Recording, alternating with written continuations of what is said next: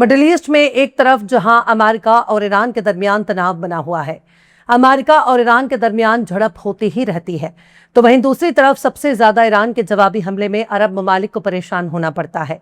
पर अब मामला बहुत बदल चुका है। अब ईरान की जगह पर आप यमन को रखकर देख सकते हैं, क्योंकि यमन के अंसारुल्लाह की तरफ से अब अरब देशों को चुन चुनकर निशाना बनाने की कार्यवाही हो रही है, खासकर उन ममालिक को जिन्होंने यमन पर किसी न किसी बहाने अपने हमले किए, वहां जंग मुसल्लत की, उन पर जुल्म ढाए हैं। अब मुत्तहिदा अरब अमीरात पर एक के बाद एक ताबड़तोड़ 7 धमाके हुए हैं। ये धमाके यूं ही नहीं हुए, बल्कि ये मिसाइल हमलों की वजह से धमाके हो रहे हैं। सलाम, नमस्ते, सत श्री अकाल। मैं हूं आपके साथ हर्षिता मिश्रा और आप देख रहे हैं टाइम्स मेल। दुबई दुनिया के उन सबसे महफूज इलाकों में गिना जाता है जहां हर कोई अपना आशियाना बनाना चाहता है। दुनिया के हर मुल्क से दुबई घूमने वालों की लाइन लगी रहती है। ऐसे में दुबई पर हमले होने से मुत्तहिदा अरब अमीरात काफी ज्यादा मुश्किलों में घिर गया है। दुबई के जबल अली इंडस्ट्रियल इलाके में धमाके की खबरें सुनी गई हैं। सोशल मीडिया पर रात के अंधेरे में धुएं का गुबार भी नजर आया। ईरान की मेहर न्यूज एजेंसी ने यूएई के अफसरों के हवाले से बताया है कि 20 मिनट के भीतर 7 धमाके हुए हैं। इस वारदात के बाद वीडियो बनाने के इल्जाम में 2 लोगों को गिरफ्तार कर लिया गया है। अभी ये वाज़ेह नहीं है कि वारदात किसी हमले के नतीजे में हुई है या कोई इंडस्ट्रियल एक्सीडेंट का मसला है, लेकिन मीडिया रिपोर्ट्स में दावा किया जा रहा है यमन से यूएई पर मिसाइल हमला किया गया था। हालांकि अमीराती मीडिया ने धमाकों के बारे में अभी कोई ऑफिशियल कंफर्मेशन जारी नहीं किया है। मेहर न्यूज एजेंसी के जरिए नासा की थर्मल इमेजिंग रिपोर्ट में यह इशारा दिया गया है कि बंदरगाह के नजदीक गोदाम में आग लगी थी, जिसका इस्तेमाल इंफ्रास्ट्रक्चर, स्टोरेज और शिफ्टिंग के लिए किया जाता था। इस वारदात में 2 लोगों को गिरफ्तार किया गया है क्योंकि उन्होंने वीडियो बनाने की कोशिश की है। अरब देशों में मौजूद हम अपने तमाम दर्शकों से गुजारिश करते हैं, कोई भी शख्स आसपास के होने वाले किसी भी हमले, धमाके या किसी भी अनहोनी की तस्वीर सोशल मीडिया पर शेयर करने की कोशिश ना करें। आप अलग अलग गरीब ममालिक से ताल्लुक रखते हैं, तभी तो अरब देशों में जाकर मेहनत मजदूरी कर रहे हैं, वरना राजा रजवाड़े होते तो अपने घर पर होते, अपनों के बीच होते। लिहाजा कोई भी शख्स ज्यादा क्रांतिकारी बनने की कोशिश ना करे। अपने फोन में अगर किसी ने वीडियो बनाया हुआ है तो उसे डिलीट कर दें और सोशल मीडिया पर इस बारे में ना कुछ लिखें और ना ही कुछ शेयर करें, क्योंकि इससे आपकी न सिर्फ नौकरी खतरे में आ जाएगी, बल्कि अरब देशों में गिरफ्तार कर आपको जेल में डाल दिया जाएगा। भारी भरकम जुर्माना भी लगा दिया जाएगा, जिसके नतीजे में ना तो आपको आपका मुल्क बचाने आएगा और ना ही वो मुल्क आपकी कोई मदद करेगा जिसकी हिमायत में आपने वीडियो शेयर किया था। मेहर न्यूज की बात करें तो उसने अरब मीडिया के हवाले से बताया कि अमीराती अफसरों ने वीडियो बनाने वाले 2 लोगों को गिरफ्तार किया है। इसी दौरान यमन की राजधानी सना में धमाकों की खबरें सामने आई हैं। कुछ जराए ने धमाके की आवाज को हवाई हमले का नतीजा बताया है, जबकि कुछ ने यमन के इलाके से मिसाइल के लॉन्च होने की आवाज बताई है। यानी कोई गारंटी नहीं है कि यमन ने ही दुबई पर हमला ना किया हो। पर बात सिर्फ यहीं तक नहीं है। यमन के अंसारुल्लाह ने यमन की सरकारी फोर्स के साथ नए सिरे से जंग शुरू कर दी है, जिसके बाद अंसारुल्लाह के 3 और लड़ाकों के मारे जाने की खबर सामने आई है। अभी तो 24 घंटे में कम से कम मारे गए जंगजुओं की आदाद बढ़कर 6 हो गई है, जिनमें 3 अफसर भी शामिल हैं। अंसारुल्लाह के जरिए चलाई जाने वाली सबा न्यूज एजेंसी ने कहा कि मोहम्मद अहमद अली जर्दी का जनाजा सना के बनी उशैश जिले में किया गया, क्योंकि वे अपनी मजहबी और कौमी फराइज को अंजाम देते हुए शहीद हो गए थे। यानी अंसारुल्लाह के एक बड़े अफसर की मौत हो चुकी है। उनके कंट्रोल वाले अल मसीरा टेलीविजन ने कहा है कि सना से लगभग 100 किलोमीटर दूर दक्षिण में धमार प्रांत में फास्ट लेफ्टिनेंट फजल अली और उत्तरी यमन के अरमान सूबे के धैबिन जिले में रफदान अली अहमद अनाज का आखिरी रसूमात अंजाम दिया गया। अंसारुल्लाह ने सोमवार की देर रात 2 अफसरों समेत 3 मेंबरों के जनाजे का ऐलान किया, लेकिन उनकी मौत के हालात, वक्त और जगह का खुलासा नहीं किया है। यह ऐलान ऐसे वक्त में सामने आया है जब जुलाई की शुरुआत में यमन में कई मोर्चों पर रुक रुक कर लड़ाई होने लगी, जिसमें दोनों तरफ के दर्जनों लोग हताहत हुए। यमन में अप्रैल में हुए समझौते से सीज़फायर है, जो 11 साल से भी अधिक वक्त तक चलने वाली सऊदी और उसकी हिमायत वाले अस्करी ग्रुप के साथ जंग लड़े थे। और इसी जंग के दौरान सितंबर 2014 में यमन के अंसारुल्लाह ने राजधानी सना और उसके कई इलाकों पर अपना कंट्रोल जमा लिया, और ये कंट्रोल आज भी बरकरार है।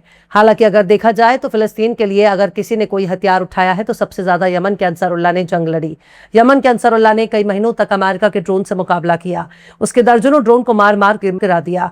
लाल सागर से अमेरिका के जंगी जहाजों को भगाने में भी यमन के अंसारुल्लाह का बड़ा ही अहम किरदार है।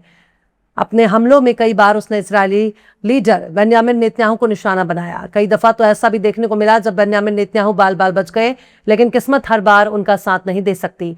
यमन के हौसी और लेबनान के हिजबुल्लाह ने बड़ी ही शिद्दत के साथ फिलिस्तीनियों के हक में कुर्बानी दी है। वहीं गजा से खबर आई है कि इजराइल ने 3 साल पहले जिन फिलिस्तीनियों का कत्ल किया उनमें से 112 फिलिस्तीनियों की लाशें बरामद की गई हैं और 3 साल बाद उसका नमाज जनाजा अदा किया गया है। तदफीन की जा रही है, उनका शोक मनाया जा रहा है। वाकई फिलिस्तीनियों का दुख तकलीफ कोई नहीं बांट सकता, उनके गम को कोई भी महसूस नहीं कर सकता। उनकी तकलीफ को सिर्फ वही लोग एहसास कर सकते हैं जिन्होंने फिलिस्तीनियों पर हो रहे जुल्म का सामना किया हो। जो 112 फिलिस्तीनियों की लाशें बरामद की गई हैं, वो लाशें घर के मलबे में दबी हुई थी, जिन्हें अब जाकर निकाला गया है।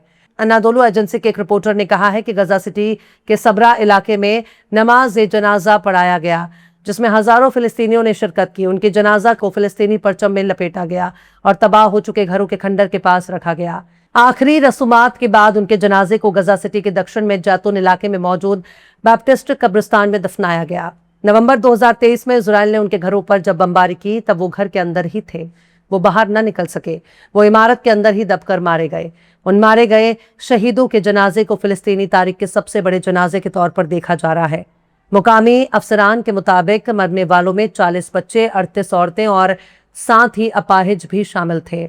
मलबे के नीचे दबे 145 अभी भी लापता हैं, जिन्हें ढूंढा नहीं जा सकता। अक्टूबर 2023 से गजा में चल रहे इजराइल के बर्बर हमले में 73,000 से ज्यादा लोग मारे जा चुके हैं, जबकि 1,74,000 से ज्यादा लोग अभी भी जख्मी हैं। पर बात सिर्फ यहीं तक महदूद नहीं है। इजराइल ने सीरिया के इलाकों पर भी हमले शुरू कर दिए हैं, जो बताने के लिए काफी है कि दुनिया भले ही इस जंग को गजा तक महदूद समझ रही हो, पर यह जंग काफी दूर तक निकल चुकी है। इस जंग में सीरिया और लेबनान के इलाके भी शामिल हैं, जिन पर कब्जा करना इजराइल और अमेरिका का मकसद है। वहीं दूसरी तरफ सीरिया का सदर बहुत आराम से अपनी जिंदगी गुजार रहा है। पूरी जवानी उसने बेगुनाहों का कत्ल करने में गुजार दी। जिन लोगों के साथ उसने जंग लड़ी, उनका तो कुछ नहीं बिगड़ा, अलबत्ता उन्होंने लाखों सीरियाई लोगों का कत्ल किया, जिनका हिसाब लेने वाला कोई नहीं है। अमेरिका, इजराइल और यूरोप ने सीरिया पर कब्जा करने के लिए अपने आदमी को सीरिया की गद्दी पर बिठा दिया। बशर अल असद के मुल्क बदर होने के बाद सीरिया की पूरी हुकूमत पर अमेरिका के सपोर्ट से पश्चिम ने कब्जा कर लिया, जहां अमेरिका ने अपने बंदे को सदर की कुर्सी पर बिठा दिया है। दुनिया उसे सिर्फ अबू मोहम्मद अल जुलानी के नाम से जानती है, पर एक पढ़ा लिखा तबका बखूबी समझ रहा है कि अहमद अल शरा भले ही अरबी नाम वाला शख्स है, पर उसका ताल्लुक वाशिंगटन और तेल अवीव से है, और उसे सीरिया में बिठाने के लिए सऊदी अरब ने खूब एड़ी चोटी का जोर लगाया। तुर्की ने खूब मेहनत की, अमेरिका ने अपना मोहर लगा दिया, और जैसे ही सीरिया पर कब्जा हुआ, वैसे इजराइल ने जहां जहां सीरिया के मिलिट्री कमांड सेंटर मौजूद थे, उन तमाम जगहों को एयर स्ट्राइक करके तबाह करना शुरू कर दिया। आज सीरिया अमेरिका के कंट्रोल में है और इजराइल उस पर कब्जा जमाता जा रहा है, जो ग्रेटर इजराइल का हिस्सा माना जा रहा है। खैर, दुबई भी तो खुद को इजराइल का हिस्सा बना चुका है, क्योंकि जब मुत्तहिदा अरब अमीरात ही खुद को इजराइल समझने लगे, तो उसे ग्रेटर इजराइल से कैसे बाहर रखा जाए। फिलहाल इस खबर में बस इतना ही। यह एपिसोड आपको कैसा लगा, कमेंट बॉक्स में आप जरूर से बताइए। पसंद आए तो लाइक करें, शेयर करें, और बेबाक, निष्पक्ष, स्वतंत्र पत्रकारिता को सपोर्ट करने के लिए हमारे चैनल टाइम्स मेल को जरूर से सब्सक्राइब करें, और बेल आइकन की घंटी वाली बटन आप जरूर से दबा दें, ताकि आपको हमारे आने वाले नए वीडियो की नोटिफिकेशन फौरन ही मिल जाए। फिर मिलते हैं किसी और वीडियो में एक नई खबर के साथ। हर्षिता मिश्रा को दीजिए इजाजत। जय हिंद। अगर अभी तक आपने हमारे चैनल टाइम्स मेल को सब्सक्राइब नहीं किया है, तो जल्दी से सब्सक्राइब कर दें और बेल आइकन भी प्रेस कर दें।